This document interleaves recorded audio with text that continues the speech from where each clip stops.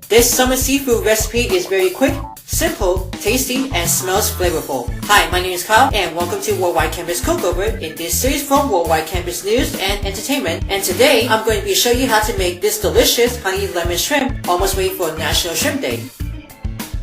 In a large bowl, we're going to whisk in a half cup of extra virgin olive oil, a zest with 1 lemon, a juice with 2 lemons. I already rolled 2 lemons will get all the juices inside before hardly squeeze. So I use my little strainer to catch those pesky seeds out of the juice. That will work easily.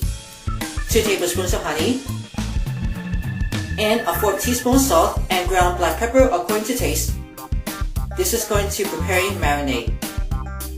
Now, I submerged the frozen shrimp inside a separate bowl of hot tap water will make it hurry to thaw. Then I just already peeled and deveined 28 large shrimp and rinse it over the shrimp.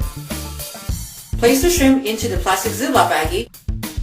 Carefully pour the marinade into the baggie it has with shrimp, seal it in, and give it a shake well. Once after shaking, you're going to put it in the fridge for 30 minutes. Okay, next you're going to heat up the large skillet over high heat. This one's high enough on the skillet. You don't have to put oil in, but inside the baggie has already got oil for the shrimp. Open up the baggie, then add it right into the skillet, and cook the shrimp until nice and tender, making sure to toss it decoated occasionally. Alright, once it's nice and tender over high heat, you're going to pour it into the serving platter. You can actually drain off the shrimp after it's done if desired. And here's the finished honey lemon shrimp. I hope you try this. You can smell the flavor of lemon, and it tastes so good.